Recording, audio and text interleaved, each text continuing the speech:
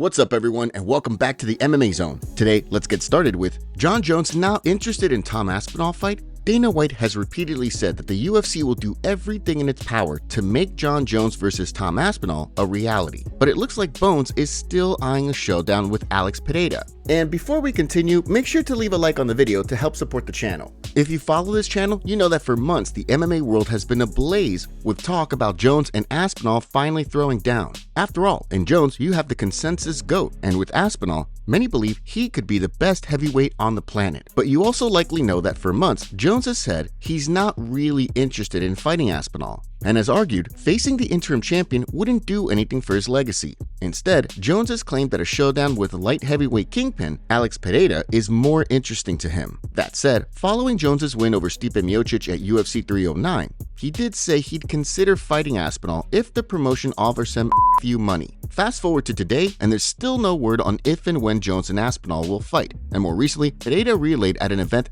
that he's still hoping to fight Jones. That prompted the heavyweight champion to repost the comment, sparking talk all over again that Bones is not down to fight Aspinall. Before you start planning your Jones-Pereira viewing party, there's a couple of key things to note. First, Pereira is booked to fight Magomed Ankalaev at UFC 313 next month, so he'll need to get through him first. It's also important to remember that following UFC 309, White proclaimed that he would not be looking at Jones versus Pereira. In case you forgot, here's some of what he had to say. You know what Tonight told me? There's no way I make the Pereira fight. Jon's too big. Jon is a great wrestler. Did you see how he took Stipe down in that first round? I like Alex Pereira. I like him personally. It just doesn't make sense to make that fight. Of course, if Pereira does run through Ankalaev and Jones tells the UFC it's either Poatan or nothing, the promotion may not walk away from making truckloads of cash with that fight. There's also a possibility that Jones keeps bumping buzz about a fight with Pereira as a negotiating tactic to score more cash to fight Aspinall. But what do you think? Will we see Jones versus Aspinall in 2025?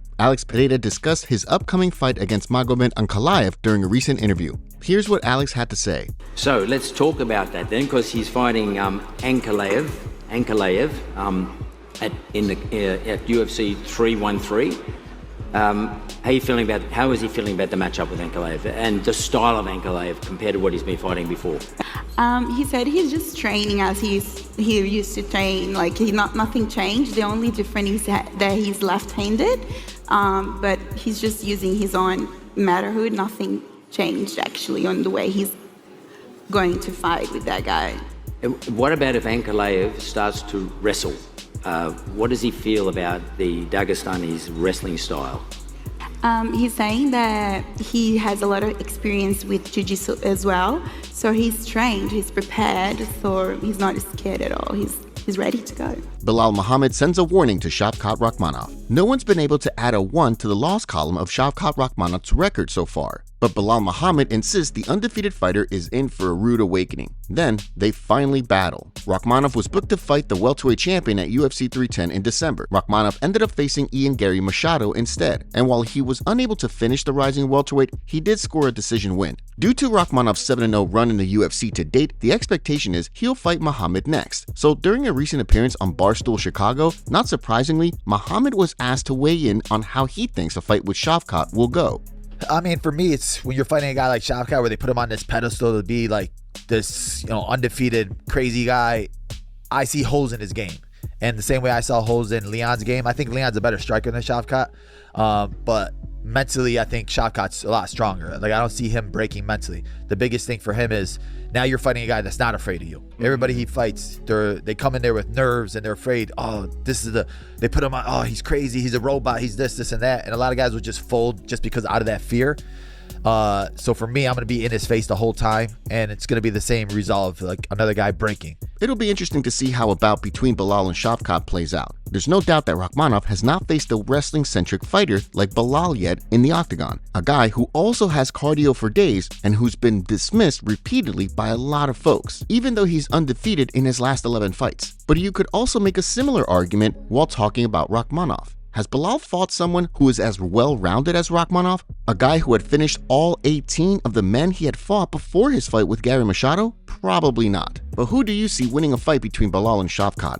UFC updates. Okay, let's take a look at some UFC news and fight updates. For a little while now, it looked like the UFC was going to be tossing the promotion's new gloves into the trash bin. Well, during UFC Vegas 102 on Saturday, it was announced that is indeed going to be the case. Earlier in 2024, the UFC unveiled a new series of gloves, which was supposedly going to reduce the number of eye pokes and reduce hand injuries. Well, as fighters started to wear the gloves, whispers that they weren't all that great started to make the rounds. In November, Dana White revealed he was planning to axe the new gloves. Because there were a lot of complaints, we originally created these gloves to stop eye pokes. And we had good intentions with them. They didn't work out. People weren't happy with them. So I actually made the decision, called our chief operating officer, Lawrence Epstein, and said, I'm switching the gloves. I want the old gloves back. Clearly, White got his wish, and it's being reported that Anthony Smith has his retirement fight booked, as Rio Kevin K was the first to report Lionheart will battle Ming Yang Zhang. As MMA Fighting's Mike Heck also reported, the fight is expected to be part of the UFC's April 26 card in Kansas City. Following Smith's stoppage loss to Dominic Reyes in December, which followed the tragic passing of his longtime coach Scott Morton, Lionheart announced he would fight one more time. Zhang, meanwhile, is riding an 11-fight winning streak and has gone 2-0 in the UFC to date. And Farah Hanoun is reporting that a fight between bantamweights Haley Cowan and Nora Cornoli is in the works for UFC 315. Recently, the UFC announced that Montreal, Quebec will host the card on May 10th. Cowan dropped a decision loss to Jamie Lynn Horth in her last outing, which broke a 2-fight winning streak. Cornoli, on the other hand, incurred a decision loss to Jacqueline Cavalcanti in her last scrap, which snapped her 8-fight winning run. It looks like another UFC fight is canceled for the Seattle card this weekend. Adam Fugit has pulled out of his fight against Billy Goff. This is the 7th fighter that has pulled out for this weekend's card. Hey, what's up, everybody? Just jumping on here to kind of update everybody. I'm supposed to be fighting this coming Saturday, February 22nd in Seattle.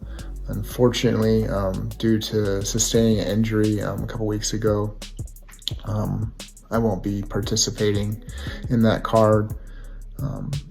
I tried like hell to rehab this injury and get it back to a baseline that would allow me to go in there and compete,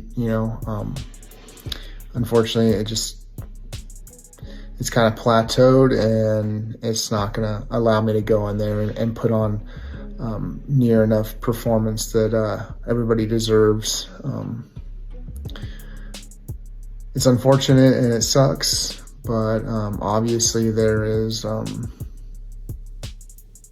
obviously the higher powers above have a Alexander Volkanovski in training camp for next fight. For a little while now, Alexander Volkanovski has been saying that his next fight will be announced soon, and now the legend has begun training for the fight. Ever since Volkanovski lost to Ilia Topuria last February, there's been extensive speculation that the UFC would run the fight back. After all, Volk is one of the greatest featherweights ever, and he defended the title 5 times. Well, more recently, Volk's team has been sharing out video content of him training in Thailand. In a video clip they posted, Volkanovski confirmed he's begun training for his next fight, which he expects to get announced soon. Hopefully fight announcement soon. But we in camp, been in camp for a while. We've been doing like a pre-camp camp. So now we're pretty much in camp. Good bodies here for us already. Or even at Bangtao, you always got good bodies here, but I've got Craig Jones here that's come with us. Joe's with us. Obviously Frank, Brad's here. So we've got a heap of good guys to work with while we're over here. I think Aljo's over here as well, so maybe we'll get some training in. But so it's going to be a good trip. It's only going to be a short sort of stay, only not even 2 weeks, but we'll try and make the most of it. So there is a possibility that Volkanovski is preparing for someone else other than Topuria. But if that's the case, it would be a surprise. Following Topuria's KO win over Max Holloway in October, the champion acknowledged the rematch with Volk makes sense. Up next, Conor McGregor guarantees he will fight in BKFC. Conor McGregor is still under contract to the UFC and will turn 37 later this year. But the controversial fighter is guaranteeing that at some point he will throw hands for Bare Knuckle Fighting Championship. Unless you're brand new, you know that speculation regarding if and when McGregor will fight again has been making the rounds for a couple years. The former UFC champion was booked to fight Michael Chandler last June, but a broken toe to McGregor punted the fight. Now that McGregor is a part owner of BKFC, he's repeatedly talked about getting in the ring and fighting for the company. But since McGregor has 2 fights left on his UFC deal, and because he has not fought since 2021, not everyone is sold on that happening. But during a recent press conference in Italy, McGregor vowed that he will battle under the BKFC banner. If you think I'm up here giving these speeches and leading these men into battle, and I won't step in there myself, think again. For sure, Conor McGregor will fight in Bare Knuckle Fighting Championship. Mark my words. I'd like a world title in this company. I would wish to be the bare knuckle world title, world champion. That is a significant belt to hold in your career. You know, nobody from boxing to mixed martial arts can speak nothing bad on a bare knuckle fighting championship world champion.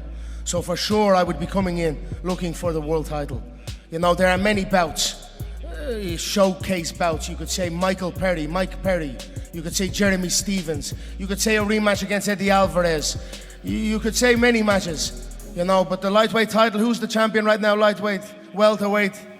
Let's see. I am open. We will see when it comes. So we'll see what happens here, but unless the UFC decides to get out of the McGregor business, don't expect to see McGregor fighting outside of the octagon anytime soon. Bo Nickal responds to call out at UFC Vegas 102. Bo Nickal may not have been expecting to get called out on Saturday night during UFC Vegas 102, but the decorated wrestler fired back with a zinger when exactly that happened. Following Andre Petroski's win over Brazilian Jiu-Jitsu titan Rodolfo Vieira, he proceeded to call out Nickal in his post-fight interview. "I just beat the most decorated grappler in the UFC. Where's Bo Nickal? Where's he at? Where is Bo Nickal?" Nickal proceeded to respond with this fiery response via social media. "I'd love to get an easy check, but the fans say I can't fight cans anymore." Now, Petroski really should be complimented for taking his shot, but you can't fault Nickal if he's not interested in a matchup. The highly touted prospect has moved into the number 15 ranking at 185, following his win over Paul Craig in November, which moved his overall record to 7-0. Petroski has won 3 straight, but he's not currently ranked in the top 15, so chances are Nickal's agent is only picking up the phone for fights with top-ranked contenders. And recently, fellow and former collegiate wrestler Michael Chandler was on Nickal's podcast. In an interesting portion of the show, Chandler talked about why patience is a virtue and why he's glad he did wait on the sidelines for the McGregor fight to happen, despite all the heat he took from fans. We all have a different path, and patience is wildly undervalued, right? We say patience is a virtue, yet we don't have patience as a society, right? And even this process over the last year and a half, right? I was ridiculed by so many people for waiting for the fight and sitting out, when really sitting out and waiting was the best thing that could have happened to me. I came into the UFC and in 26 months had 6 training camps, four performance of the night bonuses, fought for the title, fought all top 3 guys. Like, I love the sport and I love what I get to do, but it was a grind and I needed a little beat.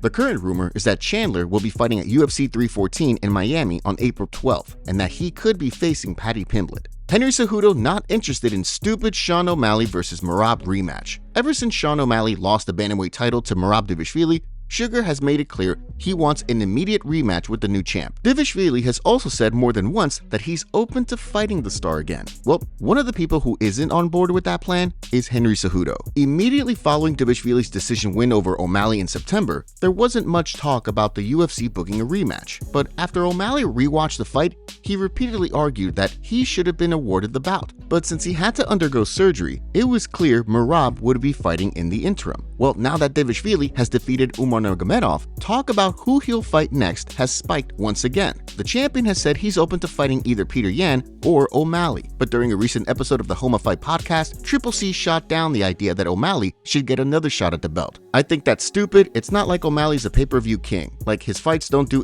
man.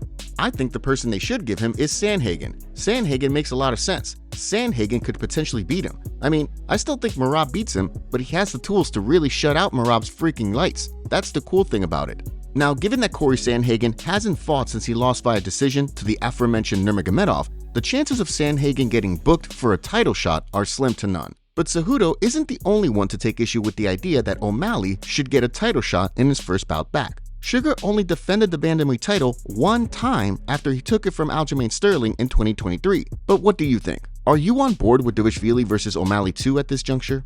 Dricus du Plessis roasts Khamzat after Khamzat tweeted at DDP with a picture of him after a training session. Dricus responded with a meme that said, "Brother, ew, what's that? What's that, brother?" Who do you think would win in a fight between Khamzat and DDP? Let us know in the comments section below.